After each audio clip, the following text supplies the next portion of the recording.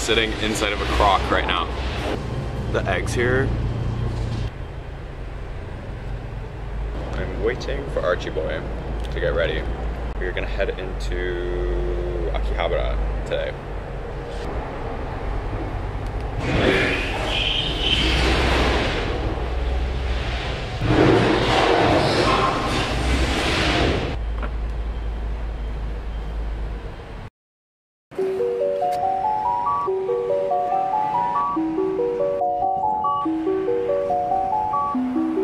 Very joyful.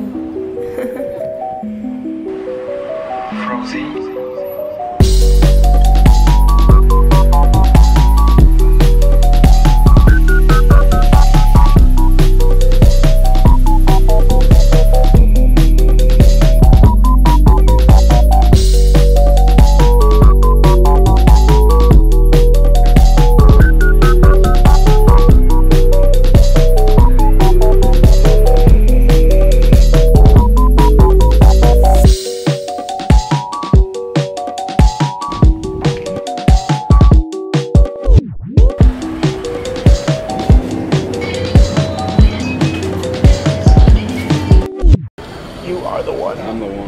The prize. You're always the prize, Archie. Don't forget that. Sports bar. What does that mean? You do sports at the bar. Yeah, you play. There's a hoop in there. I want to play some darts. Play a couple rounds of darts and go. Because it's only 8 o'clock. Imagine karaoke with darts at the same time. That sounds like a recipe for disaster. Someone's gonna get a dart in their ass, drunk singing. Fucking the board down there somewhere. Oh shit, I got a chair in the ass. Wait, we're doing karaoke, not darts? I don't know. Wait, is this not open yet? I thought they opened at 7. It says come in, we are open. Where's the 7? They just put on a tab. me doing like the sissy. That's nacho cheese, bitch. There's like cinnamon in this or something.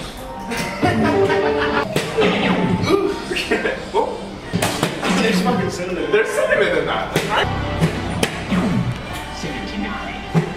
79. Wow. Boy.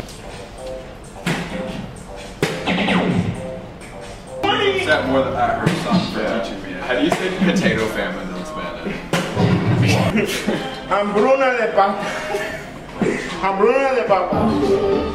This potato famine?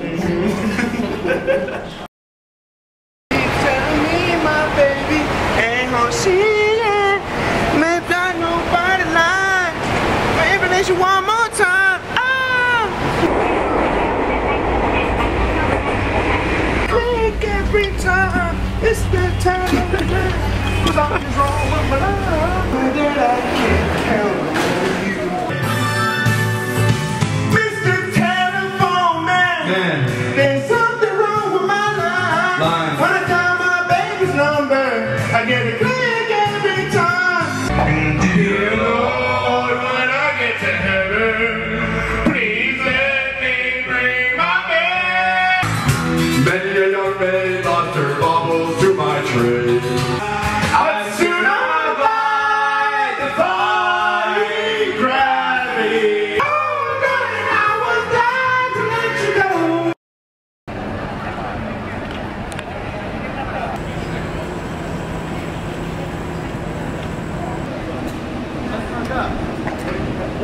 I have to walk back.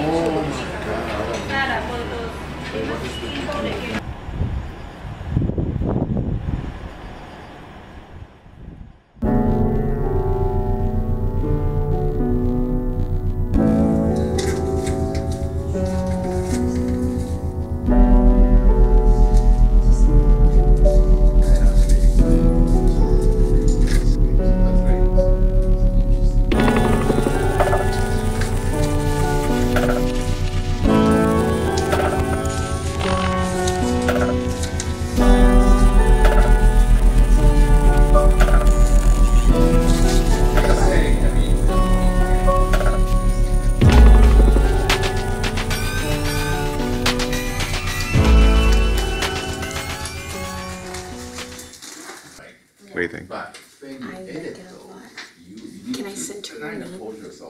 Is it? Oh, thank you for catching that. That's so embarrassing. No. Like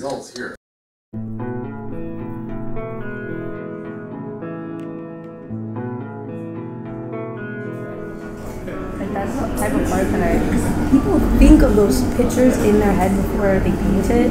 Like they take something so real and paint it how they see it. They're painting their own like version of reality. Yeah. All of Picasso's like life work, just from like when like his sketches from when he was like 8 years old. That is crazy. Like everything, it was so surreal. It showed like every single collection that he did. The color, it's just crazy how much color can make you feel the way that the artist was feeling in that moment. Have you seen, that reminds me, have you seen Warhol's collection of like tragedies? This is kind of like what I was picturing in my head for my photo project, because the color can like convey so much emotion. Right. Even in black and white, like having that blue kind of twinge just makes it feel a lot more like ghostly almost. Like the Queen, for example, with like the girl, the ears. Yeah. Yeah. Like that, it has like a completely different connotation in color and versus black and white. Yeah. So it's just like interesting how you can almost like manipulate emotion with like how you edit the color. Well, I need more of like a structure to mine, but what I wanted to do with my monochrome rainbow was basically convey psychological colors. Yeah. Like the color not being there, but you feeling the color. And then he started scribbling. He's like, "See, what color was this one supposed to be?" And I'm like, "Green." And he goes, "Oh, okay." And he started scribbling. I was like, "That is so genius." I love these like copper. Right, and I like how cold they are. I know. Cheers.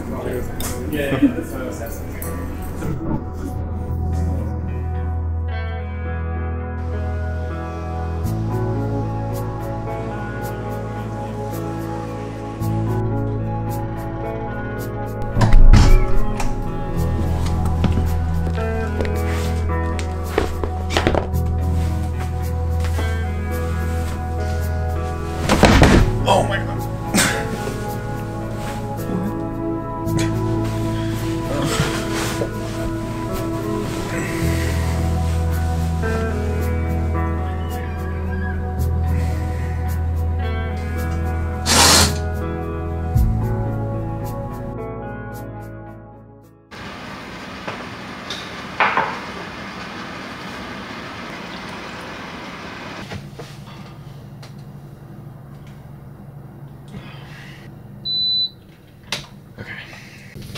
So, all my friends went out.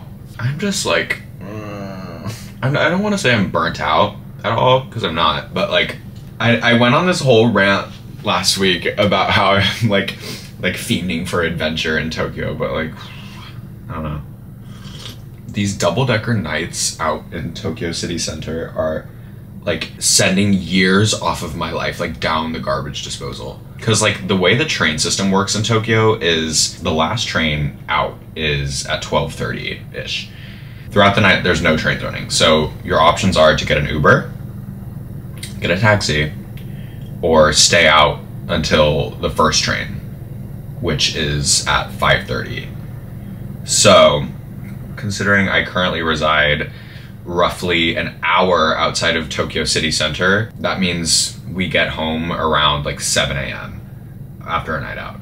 That, like, doing that once a weekend is like a lot already. Doing that once ever is a lot already, but doing that twice a weekend, 2 weeks in a row, I kind of just like, I needed to tap out. I think it's also a little bit of a full circle thing. It's just like, okay, it's not that I got it out of my system, but I kind of just like checked the box, and I don't feel the need to overdo it or So tonight, I think, all that's in the cards for me is just quiet time, face mask, maybe watch a movie. Oh my god, that sounds so good right now. So good.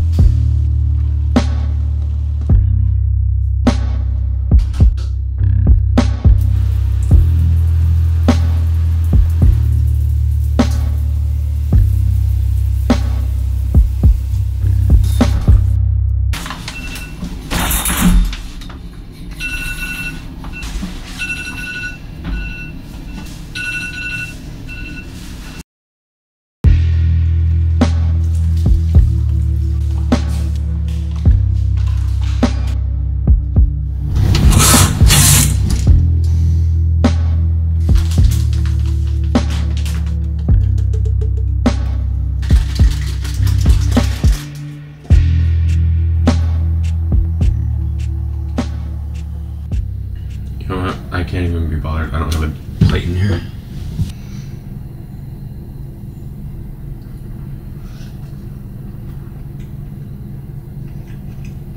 Today, how am I feeling?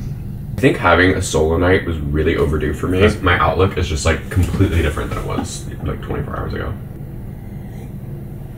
For me, you know, I think since I'm so used to being alone, I'm not really in the habit of setting aside, you know, a chunk of time to decompress and gather my thoughts introspectively. I'm coming to realize that I require alone time to function at any level. I think these last few days have been peculiar, I would say. It's weird to talk about like rough patches while you're in them, I guess, but I think since I've had like a moment to just step back and put things into perspective after some alone time, I'm kind of questioning, you know, how much I'm taking care of myself and, you know, just trying to be like very mindful of that. Again, everything has been very fast and busy these last couple weeks. I don't know, not to just like sit in front of a camera and state the obvious, but I think especially in the environment I'm in right now, it's a beautiful thing. I just need to make sure that I'm on top of my game and not slipping up in terms of mental health and like physical health and, you know, recovery status. Even though I'm pretty far along and I'm good now, I think it's never something I should let slip my mind. And that's just like me being dead honest with you. Because I think awareness makes all the difference, for me at least. So.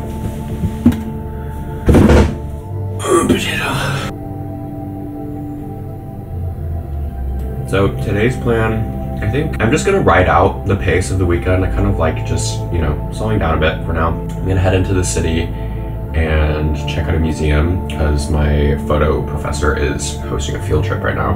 And I think being surrounded by art is something that always kind of like resets me and aligns me a little bit. I hate museums. I literally hate museums, but I don't know. Something about it just sounds like really nice for today.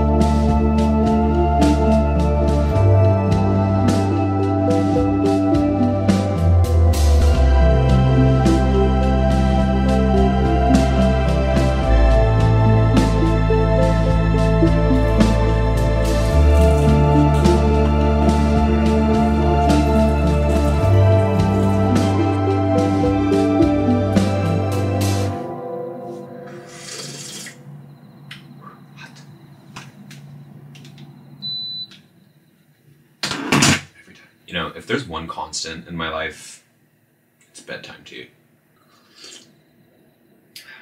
It felt unbelievably nice to just see something green today.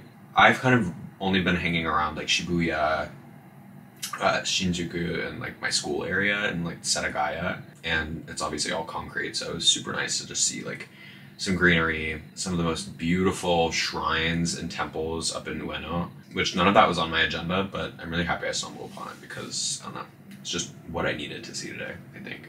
You know, I've been thinking a lot recently about my purpose as an artist. I don't know if I want to say it's a perspective shift, but it's kind of just like placement of perspective in kind of what I'm doing in terms of content. So while I was traveling in, you know, like the first leg of this trip when I was like Singapore, Taipei, Seoul, I was reaching that point of just like burnout. I started to think like, okay, once I'm done like documenting this trip, I just need to like stop for a month and like really assess what I'm doing right now. Because what I was creating it became a chore almost. And that's not to say it wasn't fun to do. It wasn't exactly fulfilling in the way that I kind of need. You know, I'm an art student. I'm currently studying visual arts. It felt almost like a disservice to my passion to keep making this like mindless content, if that makes sense. I don't regret any of my content. I'm proud of all of it, but I just feel that I have a lot more to bring to the table than what I have been. So towards the end of my traveling in that first leg of this trip, I kind of just like had almost like a creative identity crisis where it hit me like a ton of bricks. It's just like, I really need to just like break out of this sort of skin that I've put on myself and, you know, do something different. So right now I'm really grateful that I've stumbled upon the chance to slow down and take a step back so I can place things in perspective a bit. And in that, I've kind of come to realize a few things. So for one, it is a fact of life that quality trumps quantity. And I think especially in making short form videos online, it is impossible to pump out content at the rate that's being demanded and have it be worth much more than just like you look at it on your phone for 10 seconds and then you swipe away. Also, the nature of the internet right now has become entirely centered around virality. I think, you know, the cycle of virality is just something that is so extreme, and it's just like, it's very difficult in that landscape to make something viable. Whatever. The other thing that I realized, which is far more important, is for someone like me who's coming off the heel of a very serious experience with an eating disorder, it is simply not healthy to be focusing on food 24 hours a day. I think as much as it's been a beautiful and healing experience to, you know, create art out of food and to enjoy some of the most wonderful restaurants and most elevated cuisine and some of the most fine dining that I would have never gotten to experience otherwise, I wouldn't give it up for anything at all.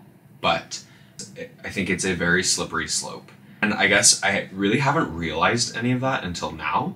When the mentality and the motive behind the content is just, you know, go, go, go, keep making, keep making. Things for me were moving far too fast to be able to process what was going on in my head. I still have a great appreciation for food, and I still really do believe in the beauty of, you know, being able to like grab that disorder by the neck and just like, you know, be able to pivot and make food something that is beautiful. But just in the sense of how it evolved, I don't think it's healthy to continue at that rate. So I think this next chapter is certainly gonna still involve food. I still love to, you know, eat my way through a city and bounce around restaurants in New York. I love all that. The only way for me to sustainably do that is to allow myself to think about other things in between. So